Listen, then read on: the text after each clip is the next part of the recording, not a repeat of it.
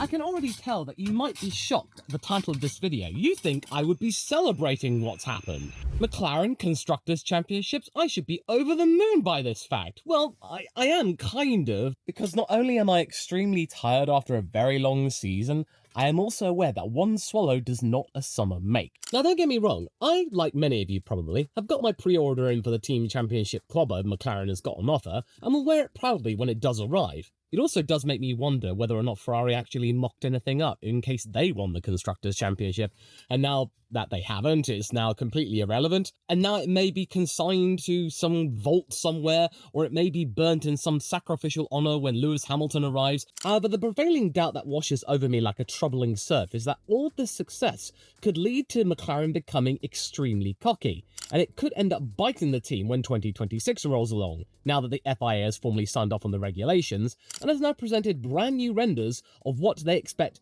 the 2026 definitive show car to look like. And much like what they did back in 2021, they'll have this model paraded around the world at pretty much every single Grand Prix, and then you might get that really cringy bit like at Silverstone 2021 when they had all the drivers standing around it just going like, ooh, a car! I think many of the drivers will just completely blink and then just go, okay, well, I mean, except Fernando, he'll be licking his lips in anticipation because he is betting his farm on 2026, so that car, that will mean a lot to him. In my honest opinion, the prevailing notion amongst all of the teams is because of these rules only now just being refined and ratified by the FIA, there is going to be a mad dash to get on top of those regulations when the embargo on them has been lifted in a few weeks' time. They had to put it all on hold back in sometime 2023, so that means costs didn't spiral, and all of the smaller teams would have been left for dust, and then the whole idea of competition would have just been exacerbated all the more. You'd be back to the days of some of the smaller teams being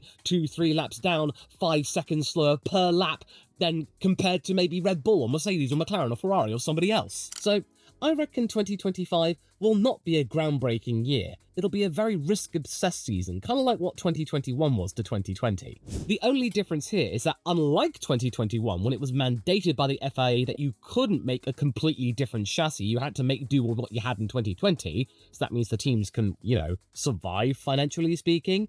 This is now out of choice. All of these teams will be looking at what they've got for next year, and then what they've got for this year, and go, you know what, it's kind of good what we got now. Do we really need to completely overhaul things? No. I'm suspecting that what we will see in Melbourne and the pre-season test will be a slight tweak. It'll essentially be the fundamental 2024 car, just with added bits on it. Because if they end up overdeveloping in 2025, they could get caught on the back foot when the rules change and be caught with their pants down, scrabbling to make up lost ground for a few months or maybe years. I mean, I'm looking at you, Mercedes. It's taken them 3 seasons to finally understand the regulations just when they're about to be changed again. McLaren? Well, you would think they would want to be prepared as well, to maybe make sure that the good times roll for many, many years instead of 2024 being a flash in the pan, and then the rules change again, they might get caught on the back foot, kind of like what they were in 2022, and then have to try and recover, get back to where they are before the rules change again, potentially for 2030. You might think that they might want to just be cautious, make do with what they've got. They've got the best car at the moment. The MCL38 is probably one of the most solid platforms on the grid. It's had no real troubles. Okay, it had a couple of snafus in terms of upgrades toward the end of this year, but in comparison to their rivals, it's been a pretty good streak. Which is why I find it extremely worrying that McLaren are now changing course when it comes to going softly and being pragmatic and realistic with their achievements and expectations, and they're now actually going to go a little bit hell for leather. The team wants to take risks now, not just bring the cars home should they be found in dizzyingly high positions. And to be fair, the team does somewhat have some justification in which to abandon that humble attitude, because considering I've been a McLaren fan for at least a decade or so now, I have been through all of the troubling times and now this ascendancy toward the top. And there have been many moments when McLaren's management were just going off on the wrong path, or they'd be saying, oh, it's completely impossible to win anything when you're a customer. Well, I will happily admit that the current management of McLaren have managed to prove the doubters wrong, including the former owners and team principals. Especially back in 2020, when McLaren did prove you can beat your supplier in 2020. That being, of course, Renault. and Eric Bouyer, their previous team principal, saying that it was nigh on impossible, that you couldn't win anything. And now you could be saying, well, they've done the same thing again in 2024. They were a customer of Mercedes and they beat Mercedes. Well, that's not strictly true. McLaren, according to Zak Brown, is more than just a customer of Mercedes. They've got something more than that. They're almost collaborators in a way. And you might be thinking that Toto Wolff is absolutely despondent that not only did McLaren beat his own team, but they were comprehensively decimated. Well, no. Wolff is actually really pleased that if anybody were to win the Constructors, it was somebody powered by Mercedes. That it's a good sign within motorsport that Mercedes is still succeeding, albeit indirectly. And that maybe if it bodes well for McLaren, it might bode well for Mercedes in the future because, again, the 2026 rules are going to be more prioritizing engine power and grunt, as well as harmony with the electric side of the operation. The aero side of things will now be relegated to the front because I think the floors could be simplified as well. It's basically going to be going back to what it was before the ground effect rules came in. So the last 4 years from a technical point of view will have now been rendered completely irrelevant and meaningless. But all of this is just making me wonder why I'm feeling so about it. Like, I'm not feeling absolutely euphoric or jubilant or celebrating this monumental achievement. After all of these years of struggling, McLaren is now back up at the top where they deserve to be. But now I'm actually starting to think that maybe, just maybe, I have a clue as to why I'm not feeling so happy. Like I did at Silverstone 2023, when Lando Norris put it on the podium, and that meant that that was the beginning of the end of the dark ages for McLaren. That release of energy and emotion back then in that video that I did, the winners and losers, I couldn't replicate that. Perhaps it's because what lies in store will be all the harder and replicating the same performance will be trickier. Which is why Zak is determined to fix that, stating that the team will want to have a clean sweep and go for the driver's title, and possibly second place as well, alongside retaining the team one in 2025. Now, you might be thinking, oh, come off it, Law, what's the harm in saying that? They're just words, and surely you would want your team to be ultra-competitive and determined and fired up, and not making the same mistake like they did in 2024. Now, in that sense, you would be correct. I would be hoping against all hope that McLaren are a little bit bolder when it comes to their strategies, that they don't make the same clumsy mistakes that made their task all the harder, and that maybe Lando Norris can be going into next year with his head held high and retaining this really calm aura that he's had since losing the championship, because Qatar, I was really impressed with how he conducted himself after getting a stop-go penalty. He did not fly off the handle, nor did he beat himself up all that much. He was just really relaxed about it. But I think there is more to it, and this is exactly what Brown's intentions are, as he says right here. Ahem. I think you want the clean sweep. Why not be greedy and say, I want the drivers one too, and the constructors too? That's the goal going into next year. Lando had 8 poles, unbelievable. Oscar had a fantastic season, so I think we have 2 drivers that can compete for the championship. Of course, come showtime, they both want to win, but they race each other cleanly. I'm sure it'll be a challenge at times, but we'll just take it one race at a time. What we do is treat everyone fairly, equally, transparently, so there's no surprises. So we'll just see how the season unfolds, and hopefully we have the challenge of 2 drivers fighting for the same drivers' championship at the last race of the year. I'm sure that will be nerve-wracking, but they race each other cleanly. I think that's what's most important. They race each other hard, and they want to win on track. They don't want to be gifted anything. Well, you say that, but I think when push comes to shove, they will ideally like to have the team behind them and actually supporting their endeavours and team orders coming into play eventually. And also, that first part, being greedy, now that is making me worried that this greediness might take the confidence that they have from winning the Constructors this year and turn it into complacency, or worse, cockiness. And whilst I appreciate Zak being full of gusto, 2025 right now is such an incredibly uncertain season to try and predict at the moment. Nobody knows who exactly is going to be on top. And in that statement, as well as another one I shall share with you in a moment, Brown is admitting that next season is a year that McLaren will go into it head on with the intent to absolutely dominate, whilst attempting to be the antithesis of Red Bull in relation to team harmony and cooperation. So yeah, you can probably tell that McLaren has a lot of missions to try and accomplish next year, and it's almost getting to the point where I can barely keep up. And it's quite obvious that this year, and it's actually become sometimes obnoxiously so, that McLaren has done everything they can to portray themselves as the antithesis of Red Bull.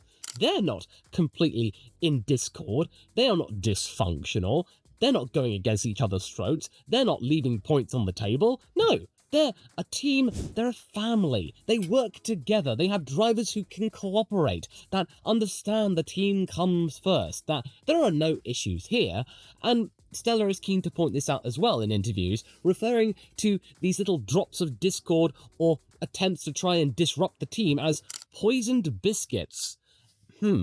That's a very interesting way to describe it, Andrea. I'm not making this up. Here's the quote right here. He refers to them as poison biscuits. And when he says, "We will always have poison biscuits dropped in our camp," I couldn't help think of someone breaking particularly pungent wind. So, yes, I am an adult. And yes, I do understand what Stella meant. He's talking about people trying to make the team eat itself or go at each other's throats. Hey, it's quite laudable of Stella to be thinking of this moment whilst they are currently at the top of the Formula One ladder. And when it comes to the car, in another interview for motorsport.com, Brown mentioned that he was prepared to take brave risks when it comes to developing the car, the MCL39. That being the first machine of theirs to have been fully developed in their newly minted wind tunnel in-house. But the mindset of McLaren is to not take any chances with their competition. That their mindset going into 2025 is for them to not take any chances with their competition and go in all absolutely guns blazing to make sure that they will win outright in both competitions and make sure that they can leave their competition with dust. And whilst I appreciate Brown's efforts, I am also fully aware that resources might be pulled extremely thin for McLaren when they're thinking of 2026, because remember, not that long ago, McLaren was this close to going bankrupt. They were one of the teams hit hardest with the whole situation regarding the Rona. They were left without much money or capital or revenue. There were really troubling times for this team, including Haas. I don't want them to overextend their efforts at the cost of the 2026 campaign, which might mean an inconvenient reality check should they have underdeveloped the potentially named MCL40. Granted, I get what Zak mentions in that interview with Motorsport, that the competition could make great strides forward next year, as this year McLaren were left at times surprised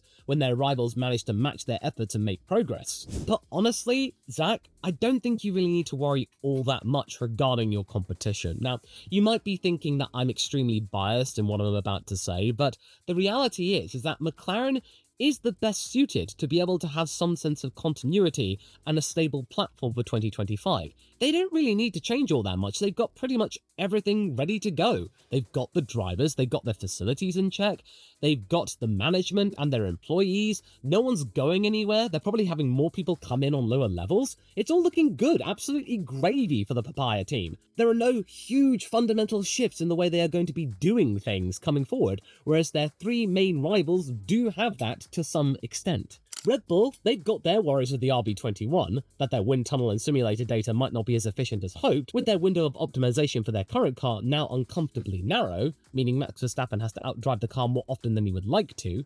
And then, of course, the future of their second driver is currently up in the air, so they're not quite sure what's going on. I mean, it's either they're going to be retaining Checo for another year, and they will be praying for a miracle that 2024 was just one monumental blip and that next year will be different. Or they're going to be having a brand new driver in Sonoda or Lawson or somebody else, and they'll be having to get up to speed with the car, so there might be a period of acclimation for either driver. Ferrari, whilst very competitive in 2024, might have a slightly different machine for next year to cater to Lewis Hamilton's preferences in driving style more. And okay, Charles Leclerc might have time to adapt to it in the simulator, but it might mark a departure in the car philosophy which worked so well this season gone. So at the moment, it's too early to say whether or not this solution, this compromise to try and make sure that Lewis Hamilton hits the ground running, and that Ferrari actually make a good return on their investment from race one instead of waiting a year for the new rules, it's quite uncertain whether or not Ferrari will still be snapping at the heels of McLaren. They might be. They might find something that makes them ahead of McLaren. I don't know. But that uncertainty is making me reckon that it might take a while for Ferrari to be able to fully understand the SF25 if it turns out to be a hybrid of Lewis's dream car and something that Leclerc can manage as well. Mercedes, sure, they finally got a car in which they can build upon over a second season instead of starting all over again and putting the other one in the bin. but it's not that certain whether it'll be enough to get up to the top on a consistent basis, instead of just having 1 or 2 races where it might be nice, especially if it's a little bit chilly outside. And then, of course, there is Toto Wolff's gamble. He is betting the farm on Kimi Antonelli being good right out of the gate, and that his acclimation period into Formula 1 will be smooth and quick. His F2 season wasn't exactly setting the world on fire, although to be fair, Prema this year in F2 with this brand new car, they really dropped the ball for both he and his teammate Oliver Behrman, who too struggled and is only now starting to get a foothold right when he's actually getting that deal with Haas. So Antonelli might be good in the Mercedes, he might not, it might take him a while, but I can't really say for sure whether Mercedes will be able to be competitive from race 1 or it might take them a while. So all 3 teams, Mercedes, Red Bull, Ferrari, they've got some sort of question mark above them as to how effective and competitive they will be next year, whereas McLaren, well, they don't. They're good. They're fine. And I don't really see any reason to completely upend that or just go, nah, man, we're going into high gear. Yeah! Yeah! Look, I understand that Zak is thrilled to now finally have justified his appointment as McLaren's racing CEO back in 2016, a move which many people at the time condemned, and their initial performance enhanced the echoes that this was the wrong guy for the job, because McLaren were really, really bad, especially in 2017. And let's be honest, the first papaya McLaren, that was the wrong orange, Zak, wrong orange. But what I would hate McLaren to do is to push so hard in 2025 and try and upgrade the car for the sake of upgrading to make sure that they're not just 2 or 3 tenths of a second a lap in front of everyone else. No, they want to be half a second, 7 tenths, a whole second faster. They want to try and repeat probably what Mercedes were able to do in 2014 and just leave them all for dust, and it's basically a straight fight between Lando Norris and Oscar Piastri that, hey, if one of those drivers loses out, hey, the other driver wins, and it's a 1-2. You get the 1-2 in the drivers title, the constructors, clean sweep. There you go. So this greediness is something that I'm really, really worried about. I want the team to remain complacent for another year to see that, okay, we've now got ourselves a full campaign where we were right at the top of our game, where we got everything right, the pit stops were absolutely faultless, so we got more of those below 2 seconds or something like that, because let's be real, Norris's 2-second pit stop, that definitely helped him keep himself ahead of Sainz, as well as just generally the way the team operates on the pit wall toward their drivers, that if there's that dialogue, Lando's completely chill and he's now regained some composure, if not more so. Piastri's going into his 3rd season, now realizing where he is strong, where he is weak, and he's done 2 whole calendars. And yeah, I just feel like everyone's going good at the moment. Why would you want to just amp things up for the sake of amping it? And most importantly, as we've seen in 2024, upgrading for the sake of upgrading doesn't always work, especially now the gains are so marginal. I don't want to see McLaren course correct should it come to it. It's something we've seen with Ferrari, that's something they had to deal with in the middle of the year. Aston Martin falling off so hard that at some points this year, they were the slowest car. Yes, of course, McLaren have had a good run when it comes to upgrades. I think ever since Baku 2023, their upgrades and parts they brought to the car have been essentially bangers. Well, they've certainly not been duffers, that's for sure. If there's not been a part that's worked well, they've either shelved it or brought it back and then it does work. But surely that streak cannot continue forever, right? Surely there's going to be some moment where they go down a path where ultimately it ends up peaking way earlier than expected, and then they have to either backpedal or come up with something new altogether whilst their competition then catches up. I just want them to be methodical and steady and just make sure that they can sustain this good run for an entire year. Yes, you can call me paranoid, a downer and the like, thinking that I'm not a real McLaren fan, but this fervent push for dominance is a dangerous game, especially since their competition might have to deal with their own challenges and tasks before they can be then fast off the bat themselves. And then there's the matter of the 2 drivers to contend with. They will want a team that has their back, and that means that their teammate will help them in their quest for the championship. But if Zak gets what he wants and McLaren is the class act of the field, they can't do that. They won't have to rely on team orders. They can't. They would be free to race. And even though Brown claims that, oh, they've raced cleanly, well, they've not been fighting for a championship. They've not had that yet. And in that situation, like Rosberg and Hamilton for those first few years, your only rival, the only one closest enough to be able to take you down, is the guy in the other car that you have as well. And that is going to be a really precarious situation. Piastri's camp has made it clear that they won't be playing as nice with the team after relenting this year and aiding Norris's side of the garage to attempt to go for the title, to which the team and driver has now admitted that they weren't ready for after all. So I worry that there'll be even less tolerance allowed from either side of the garage to come to terms about whether or not Lando or Oscar can fare better for leading the championship or not. Some call will have to be made. And also, even though Zak Brown has said that, oh, he believes in Lando and Oscar, come off it. It's quite clear that from what they said and shown in the past that both main reps of McLaren have their particular favourites. Andrea Stella, he prefers Oscar Piastri on the grounds that he has been able to see reflections of Fernando Alonso and Michael Schumacher inside of him, as he saw back when he was working at Ferrari. And then Zak Brown, Lando Norris, oh, come off it. They are two peas in a pod. Lando Norris himself has been there through the dark days of McLaren and has been part of the ride toward them getting to where they are today. He is jubilant for the fact that he's been part of the story of getting McLaren back to the top. And Zak Brown, he was the leader. They were like that. Their journey is practically shared. So it would be completely ridiculous to say that Piastri is preferred by Zak over Lando. And whilst I appreciate it's a nice place to be in, that you're at the front and now you're thinking, well, which one of my drivers do I want to win the championship with? Oh, that's a toughie. Oh, yeah. I mean, it's really tough when it's only just one person, because then the second driver feels like they got short shrift. And I am happy that Zak Brown and his team can now look to the really tricky part of their history, the 2010s, and then just consign that to history. That's no longer part of their DNA anymore. Nor is the humble and pragmatic period between 2019 and 2023, when they were just hoping against all hope for maybe a podium or something like that, and if they found themselves in the position where they were in Italy with the 1-2 with Ricciardo and Norris, that they just said, hold position, hold position. I don't think you're going to be hearing on the radio anymore of McLaren telling their drivers to hold position. You are going to be hearing more often them going, you are free to race Oscar, or you are free to race Lando. I just don't want them to rush things and then compromise 2026, because if they do that and they end up with a car like what happened with them in 2022, when they were just simply not ready, then it's going to take maybe a year or two to get back in terms of speed or something like that. And then by that time, either Norris and Piastri might be gone, and then their driver lineup, who knows? I think my main concern is that the time that they were away from the top was a very, very long period, and now that they're back, I want this good feeling to last for a good few years, instead of it just being a flash in the pan, or lucky, or a convenience because Red Bull weren't firing on all cylinders, and then it all falls away again.